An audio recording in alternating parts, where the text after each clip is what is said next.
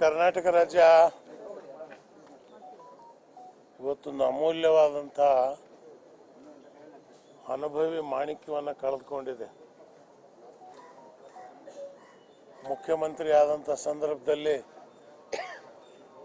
ಇವತ್ತು Bengaluru silicon valley ಆಗಿದ್ದರೆ ರೈತ ಕುಟುಂಬದಲ್ಲಿ ಜನಿಸಿದಂಥ ಎಸ್.ಎಂ. ಕೃಷ್ಣರವರು ಸಿಲಿಕಾನ್ ವ್ಯಾಲಿಯ ಒಂದು ಅಸ್ಥಿಭಾರವನ್ನಿಟ್ಟರು. ಇವತ್ತು ಬೆಂಗಳೂರು ನಗರ ಇಡೀ ಜಗತ್ತಿನಲ್ಲೇ ಅತ್ಯಂತ ಪ್ರಮುಖವಾದಂಥ ನಗರವಾಗಿ ಹೊರಹೊಮ್ಮಬೇಕಾದ್ರೆ ಎಸ್.ಎಂ. ಕೃಷ್ಣರವರ ಕೊಡುಗೆ ಅಪಾರವಾದಂಥದ್ದು. ಅವರಲ್ಲಿ ಒಂದು ದಿಕ್ಕಿತ್ತು, ದಶೆ ಇತ್ತು. ಒಂದು ದಿಕ್ಕನ್ನು ನಿರ್ಧಾರ ಮಾಡಿ ಆ ದಶೆಯಲ್ಲಿ ಹೋಗ್ತಕ್ಕಂಥ ಕೆಲಸವನ್ನು ತನ್ನ ಆಡಳಿತ ಅವಧಿಯಲ್ಲಿ ಅವರು ಸಮಗ್ರವಾಗಿ ನಿರ್ವಹಿಸ್ಕೊಂಡು ಬಂದರು.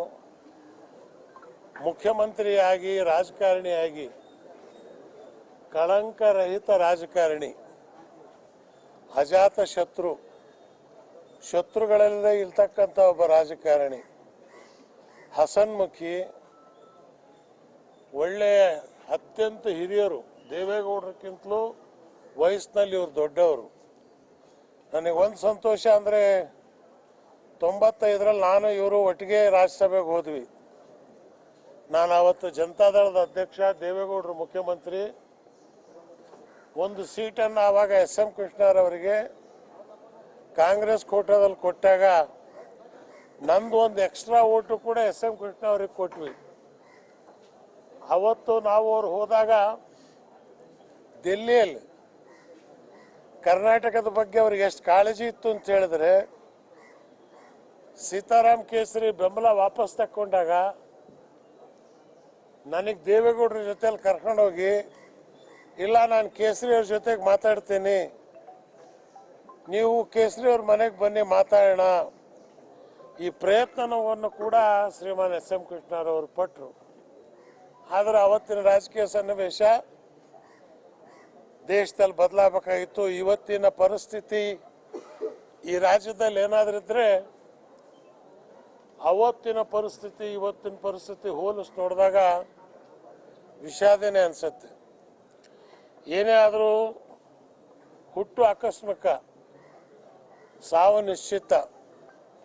ನಾವು ಪ್ರತಿಯೊಬ್ಬರು ಕೂಡ ಪಂಚ ಲೋಹಗಳಲ್ಲಿ ಹೋಗಲೇಬೇಕಾಗತ್ತೆ.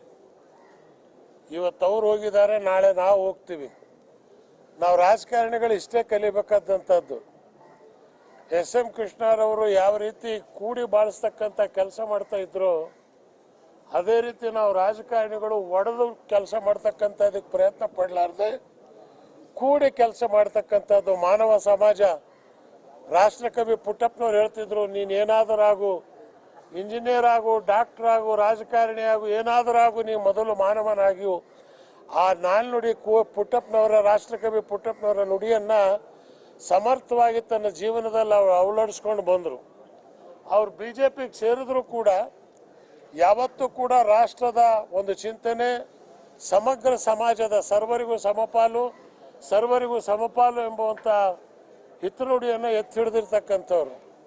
ಭಗವಂತ ಅವರ ಆತ್ಮಕ್ಕೆ ಶಾಂತಿ ಕೊಡಲಿ. ಶ್ರೀಮತಿ ಎಸ್.ಎಂ. ಕೃಷ್ಣರವರಿಗೂ ಕಂಡು ನಮಸ್ಕಾರ ಮಾಡಿದ್ದೇನೆ.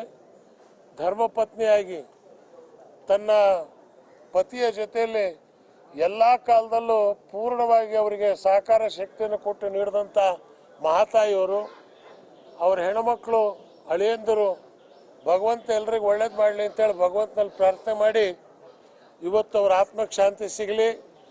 ಜೈ ಹಿಂದ್, ಜೈ ಕರ್ನಾಟಕ.